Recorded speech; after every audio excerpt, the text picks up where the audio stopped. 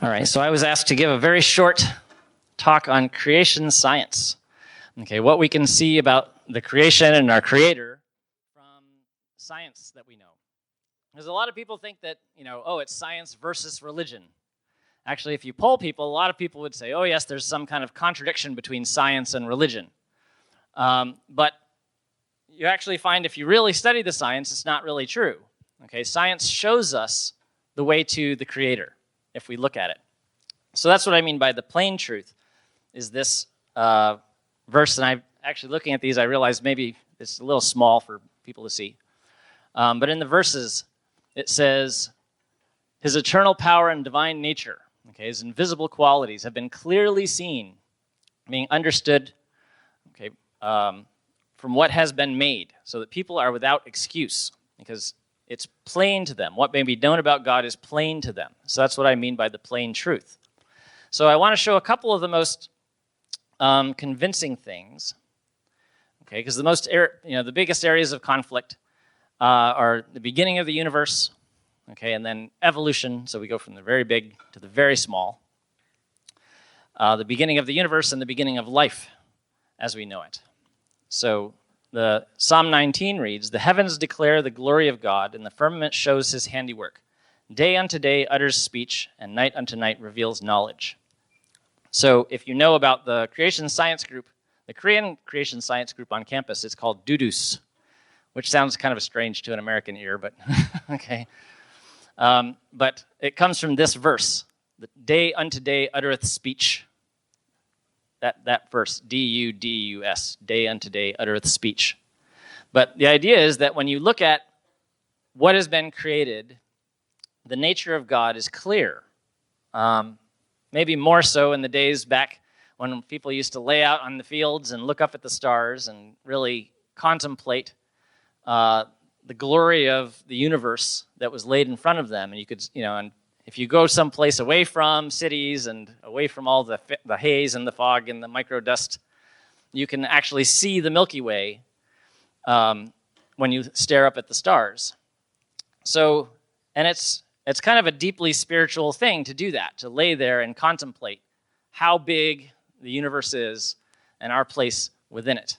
So the beginning of the universe is something that I think clearly shows.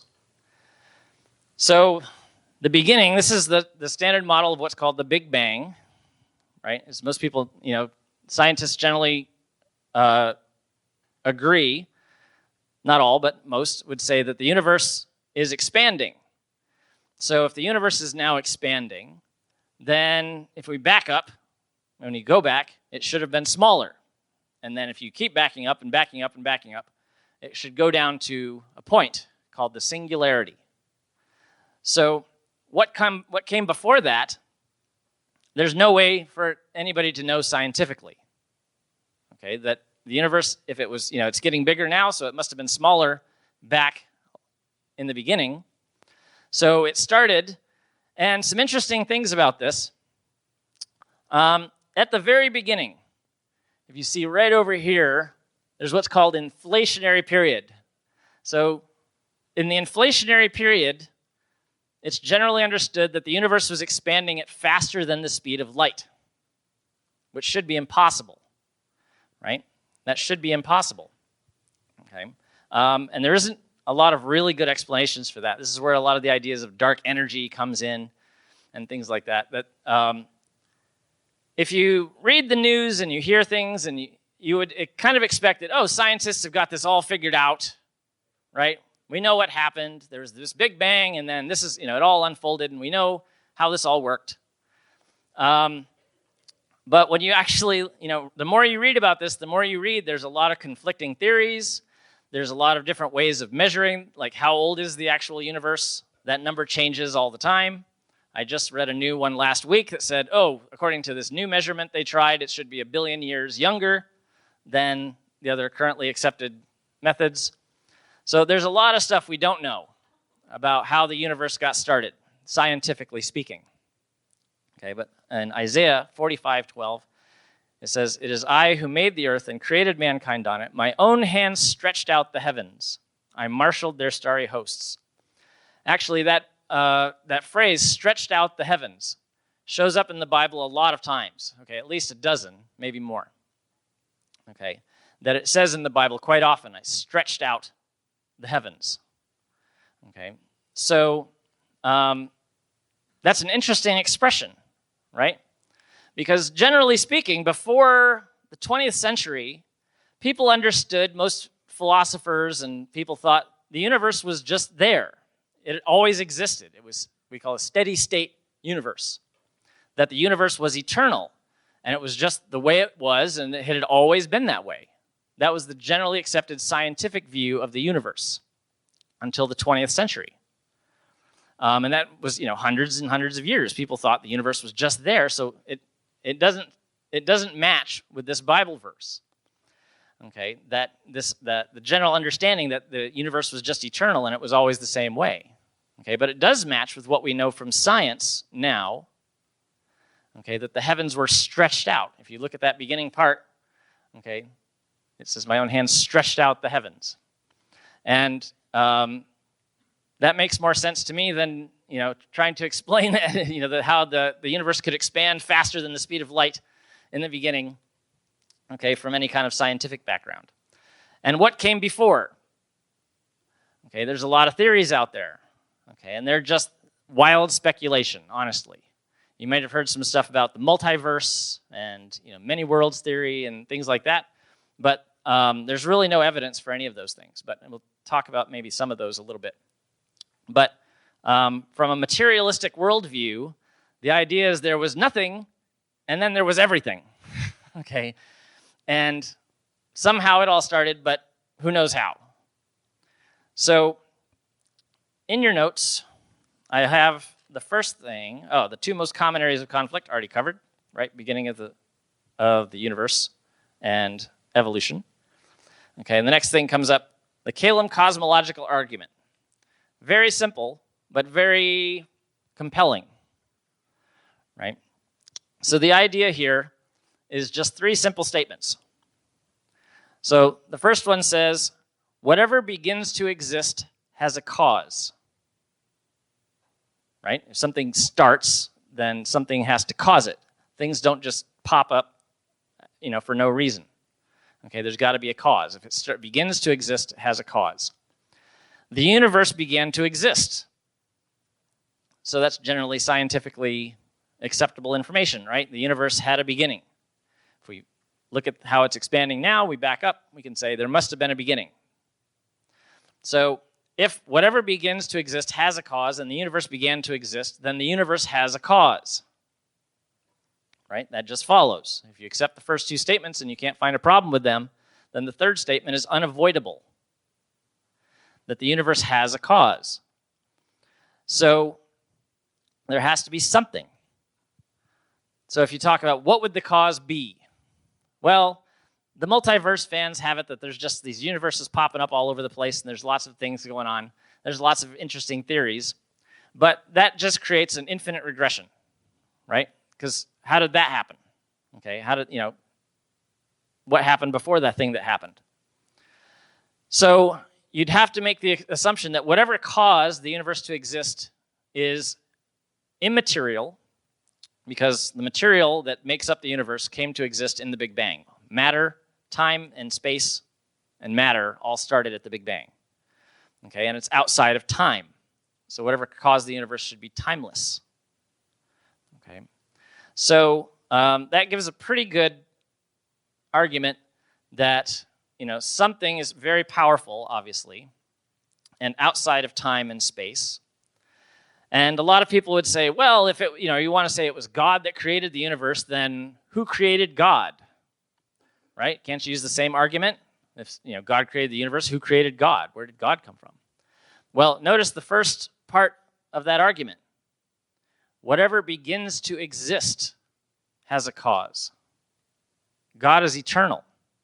God didn't begin to exist. That's kind of hard to wrap your head around, but that's what we understand from the Bible, is that God is eternal and God is always.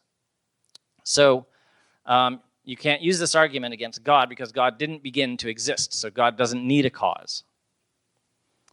Right? So that's the Kalam cosmological argument. Now, some other things about the universe. Whoops, I think I had a... Oh, anyway, there's a quote from Einstein that I wanted to add in here that I didn't put on the slide. It says, "The most incomprehensible thing about the universe is that it is comprehensible." Okay, so that was something Einstein said in 1936. The most incomprehensible thing about the universe is that it is comprehensible. That we can understand it. Right? That seems strange, that we should be able to understand what's going on in the universe, that we can do science and we can say E equals mc squared, is his famous equation. And if you understand that equation at all, it has very significant implications.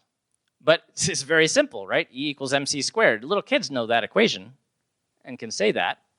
They may not understand the full import of that. But a lot of the more fundamental equations in physics tend to be very simple and very elegant, right? And that doesn't necessarily have to be true about the universe, right? If we have the universe and it's this big, complicated thing with all kinds of stuff going on, there's no reason that it should be elegant, that these equations should be simple, okay, or reasonably easy to understand, that our brains could grasp them at all. But if you look at, say, Maxwell's equations, right, they're very short. Okay, very simple and very elegant. A lot of times, actually, physicists, if they're studying something and they're getting these big, massive equations, they'll say, maybe I've taken the wrong step because it's not very elegant. Okay, the fact that things are turning out to be really ugly looking and not very elegant is used as kind of evidence that maybe I've taken the wrong step. Okay, because we kind of have this implication that things should be nice and they should be elegant. So, another thing is the fine-tuning of the universe. So this has created some big issues. It also goes by the name the anthropic principle. So there are a lot of these, and you can't see any of these probably, but these are 34 fine-tuning parameters of the universe. So all these things are physical constants, physical relationships that are based into the physics of the way things work. So some examples are the strong nuclear force constant, the weak nuclear force constant, gravitational force constant. Okay, lots of different things. There's, like I said, there's at least 34, although the number keeps kind of growing. That all these things have to be exactly the way they are, or we cannot be here. Okay, if you start changing these around, if you start monkeying around with these numbers, okay, if you change these numbers even by just a little bit in a lot of cases, we can't be here. Okay, life can't exist. And a lot of these equations, if you change them just a little bit, it's not that just we can't exist, but there wouldn't be any way for life to exist. Like you mess around with a strong nuclear force, all you have is hydrogen in the universe. Nothing else is going to form. Okay, so there's no chance for any kind of physical being the way we are. So when you actually start digging into how much do some of these things have to change before it would really mess things up, a lot of times the numbers are really surprising. Okay, so this is the maximum deviation of these things. So the ratio of electrons to protons, okay, all these different things.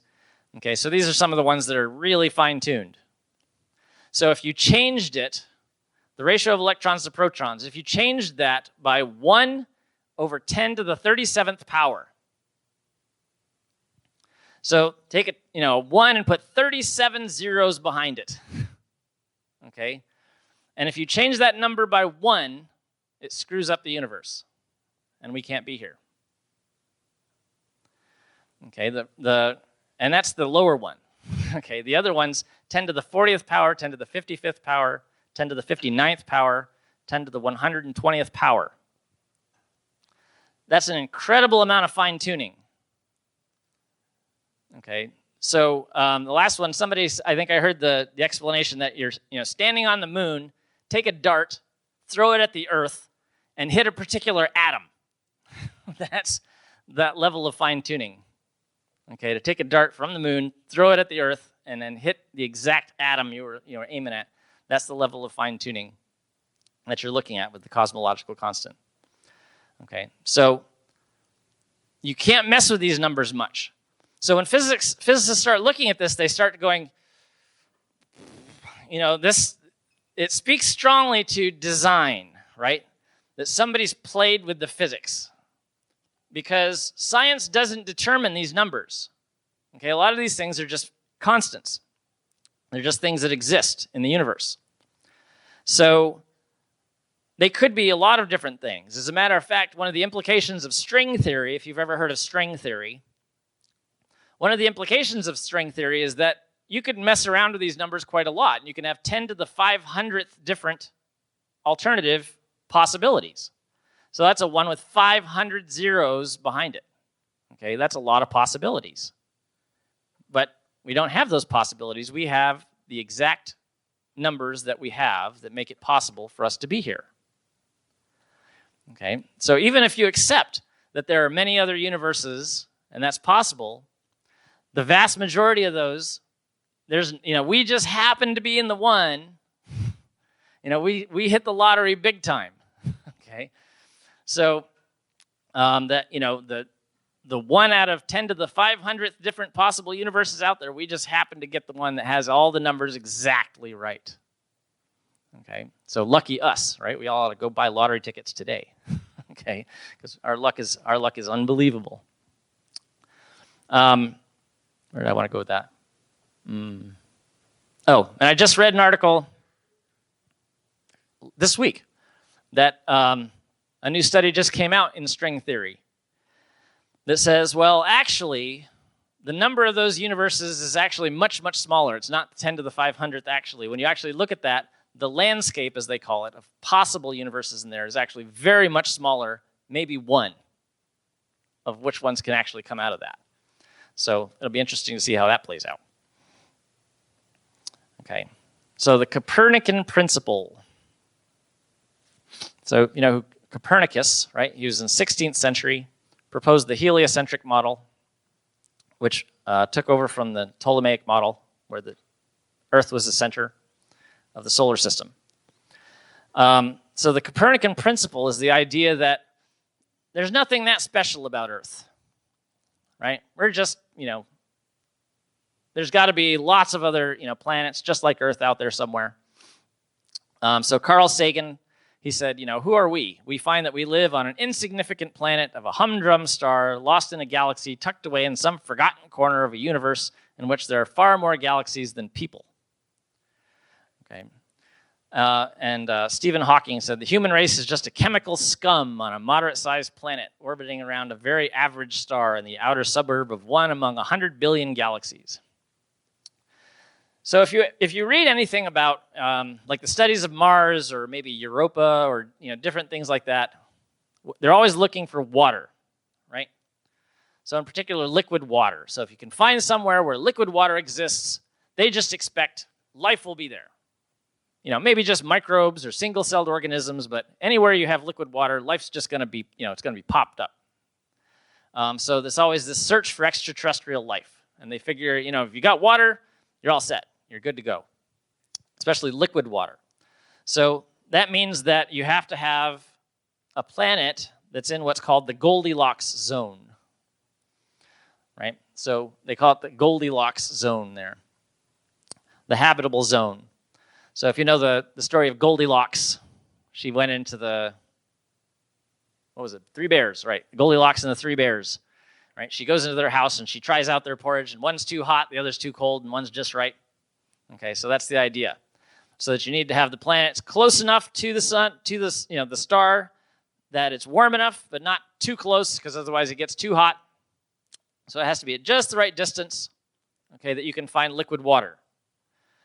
So they figured that's enough. Once you got that, you got liquid water, you'll find life, right? So if we get 5% closer to the sun, it'll be too hot, 20% further away, too cold. We've been transiting that a little bit, but we're in a pretty safe spot. But that's kind of the assumption when they talk about like looking for water on other planets, that we might find life there if there's liquid water. But it's been kind of widely recognized now that people have started talking about these different things that, well, it's not as simple as that. It's not as simple as just add water and there you go. Okay, that even life is possible. So this number also has been growing over time, but it's up to about 13 factors. Okay, that's on there too. The Earth has at least 13 factors essential for complex life. So the Earth is a pretty special place. So the first one says it's within the galactic habitable zone. So the galactic habitable zone is not just the habitable zone in the solar system where it has to, not too warm, not too cold. But in the galaxy itself, if you're too close to the center, it's pretty hot there, lots of radiation, lots of supernovas going off, not very good place for life. If you're too far out on the edges, you don't have enough heavy metals to form a planet like Earth. So you got to be kind of in the middle area. Again, in that there's a range, even in the galaxy. So people look up and they say, there's 100 billion stars in the galaxy. There must be, and if each of those has 10 planets, there's, that's a trillion opportunities. So there's got to be life out there somewhere. Well, but the vast majority of those are not going to, are not within that habitable zone, the galactic habitable zone. So immediately you can eliminate about 90% of those stars. Just with one thing. Interestingly, we find ourselves in a very opportune location. So if you know a little bit about the galaxy, the Milky Way, it's a spiral galaxy, right? It has different arms that come out and spiral. So it looks like it's turning, and there's these big spiral arms out there. Well, as it turns out, we're not in those arms. We're between arms. So that allows us to be able to see other galaxies far away because we're kind of in a clear space between two of those arms. If we were within one of those arms, we wouldn't be able to see outside of the arm very well because there'd be too many stars around us. So it'd be a lot harder for us to recognize that we're within a galaxy and can see other galaxies far away. So there's a YouTube video about this called The Privileged Planet, based on a book of the same name. And they have a very interesting hypothesis. They notice that a lot of the things that make it possible for there to be life on Earth also make it possible for us to do science about space around us. So that's one of them, that we're between two spiral arms. That's a good place for us to be because it's nice and quiet there and safe. But it's also good because we can see far away very clearly. Okay. The right type of star is important. The sun is the right type of star because the temperature is not the only thing that's important, but how much radiation is coming of other types of radiation. So if you have, say, red dwarfs or something like that, then you'd have to be a lot closer to get the right temperature, but they'd be giving off too much radiation at that distance. So it has to be exactly the right type of star. So again, you eliminate a whole bunch of other stars as unsuitable for life. Protected by gas giant planets. So Jupiter and Saturn, okay, Uranus and Neptune to a lesser degree, these big gas giants out there, they protect us from a lot of flying debris, okay, stuff flying around that would slam into us otherwise. Okay, we see stuff slamming into Jupiter rather frequently because it's a big sponge out there that's soaking up a lot of that debris and keeps us from getting hit by asteroids all the time. So that helps. So within the Goldilocks zone, okay, nearly circular orbit, because if the orbit's too elliptical, then you're going too far out, too far, it's going to change a lot. Oxygen-rich atmosphere. So obviously we need oxygen to breathe. But again, that's another one of those interesting features that makes it possible for us to do science. Because you find in the planets and moons that have an atmosphere at all, and a lot of them don't have anything you'd really consider an atmosphere. The ones that do have atmospheres, if you were there on the surface, you couldn't see outside of it. They're opaque. It's too, cloudy. It's too, whatever the atmosphere is made of, you can't see through it. So you can't do science from there. If you lived on one of those planets or moons that has an atmosphere, you wouldn't actually be able to see the stars around you and do science. So it's one of these interesting factors.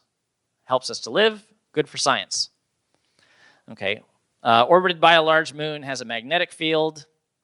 Plate tectonics, actually earthquakes and things, plate tectonics actually help cycle things through. All these other things involved. I don't want to go through each one, but so if you said, well, if we want to go through and give, a 1 in 10 chance to the different factors, okay, say, well, let's say 1 in 10 shot of getting any one of these things. That's very generous odds, by the way. Some of these are much less than 1 in 10. But just being generous and saying 1 in 10, that would obviously give us, I don't know why I said 10 to the 15, at least 10 to the negative 13th chance.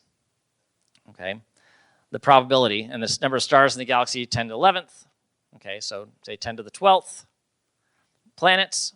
Okay, so you can see that the chances that there's another Earth, even in the galaxy itself, are at best 1 in 10. Okay, so the chances at, very, being as generous as possible, the best chances you get is a 1 in 10 chance that there's another planet, anything like Earth, in the galaxy. Okay, so interesting. So Copernicus himself, it's called the Copernican principle, that we're nothing special and we're just floating around out here and there's nothing that great about us.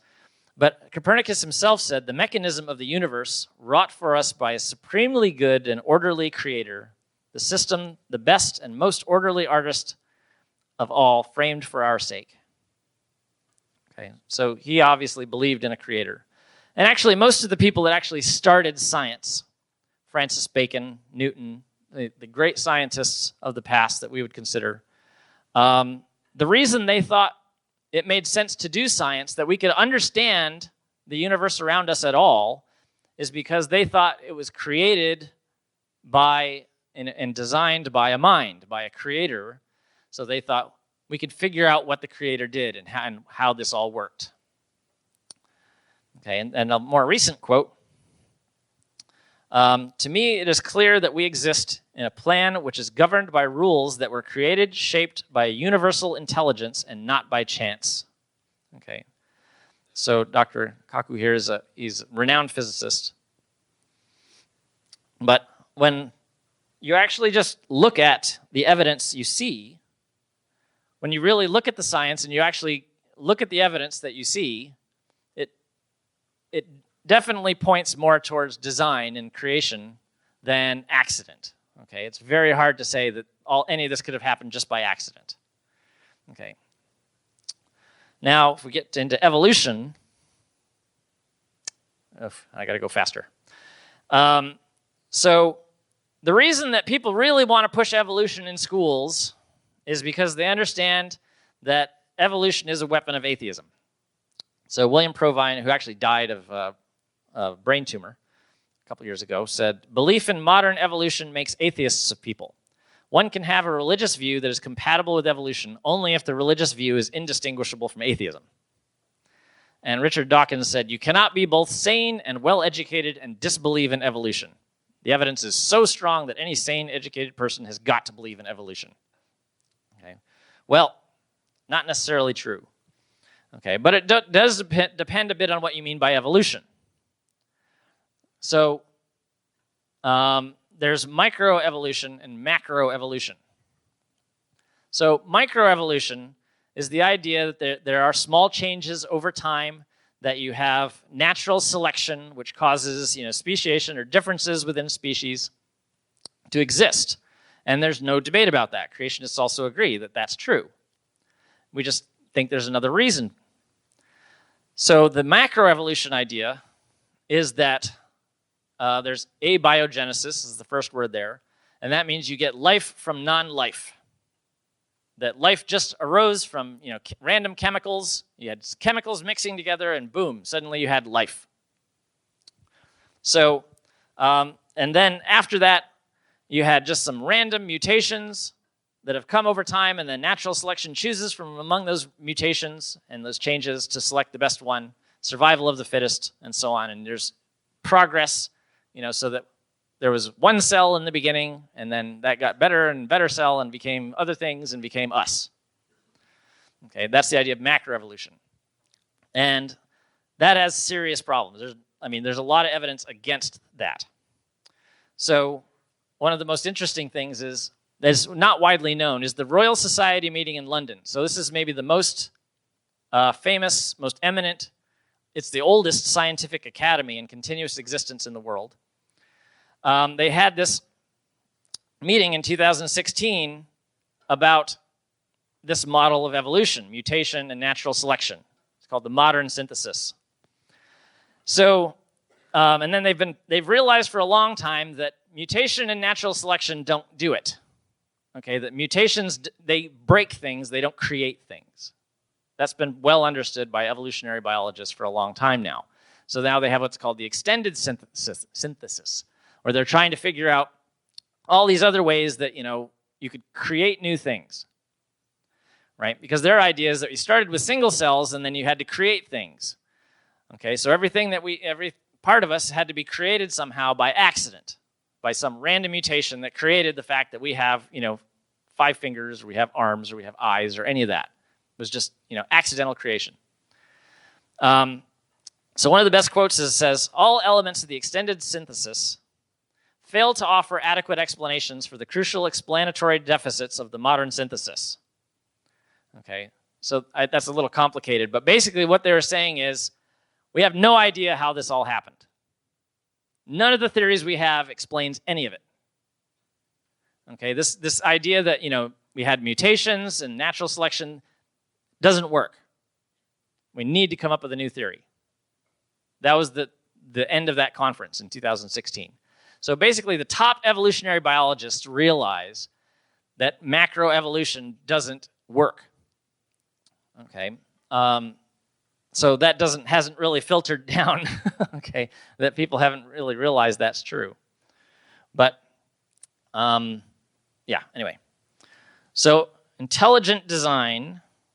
Oops, there's that. So the idea of intelligent design, again, this is on your handout, and it's a 3-step argument. Okay.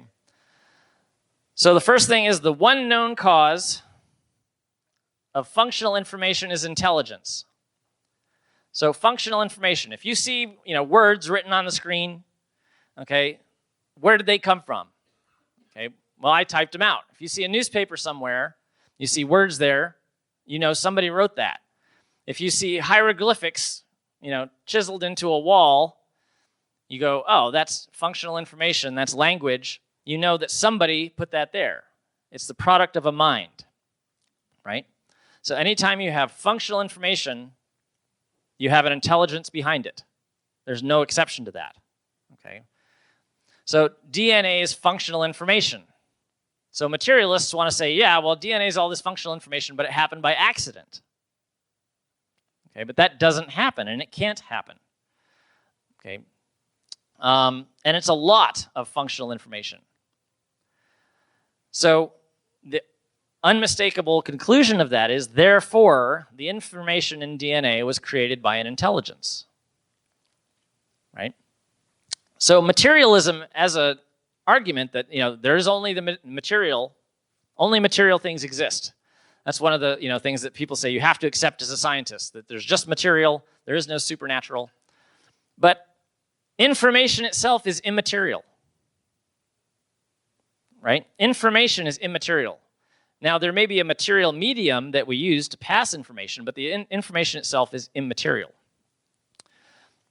Okay. And I'm really running low on time. Okay. So let's go to the videos, because I want to get those. Okay, is our sound working, I hope?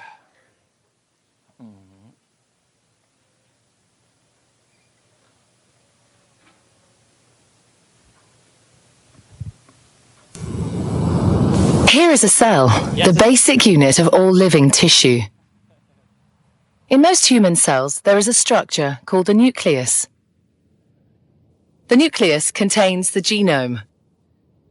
In humans, the genome is split between 23 pairs of chromosomes. Each chromosome contains a long strand of DNA, tightly packaged around proteins called histones. Within the DNA are sections called genes. These genes contain the instructions for making proteins. When a gene is switched on, an enzyme called RNA polymerase attaches to the start of the gene. It moves along the DNA, making a strand of messenger RNA out of free bases in the nucleus. The DNA code determines the order in which the free bases are added to the messenger RNA. This process is called transcription.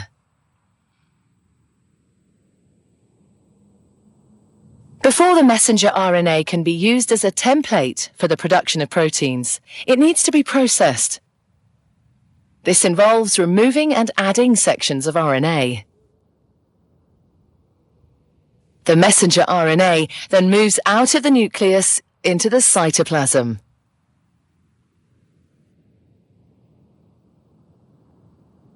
Protein factories in the cytoplasm, called ribosomes, bind to the messenger RNA. The ribosome reads the code in the messenger RNA to produce a chain made up of amino acids. There are 20 different types of amino acid. Transfer RNA molecules carry the amino acids to the ribosome.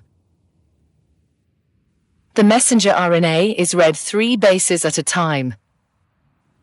As each triplet is read, a transfer RNA delivers the corresponding amino acid. This is added to a growing chain of amino acids.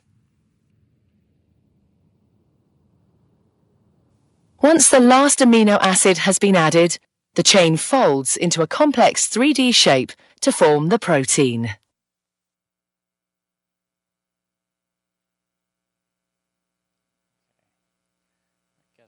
Stop there.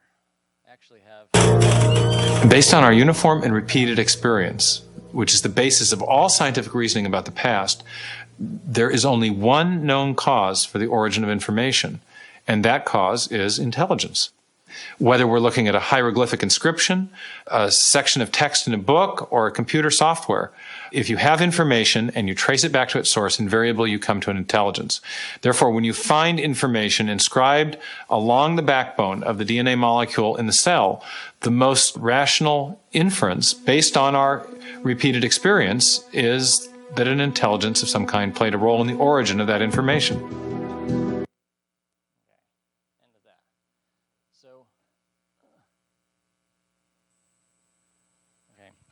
So the point of the first video was not that you understood everything that happened there, okay, because it's rather complex if you're not a biologist.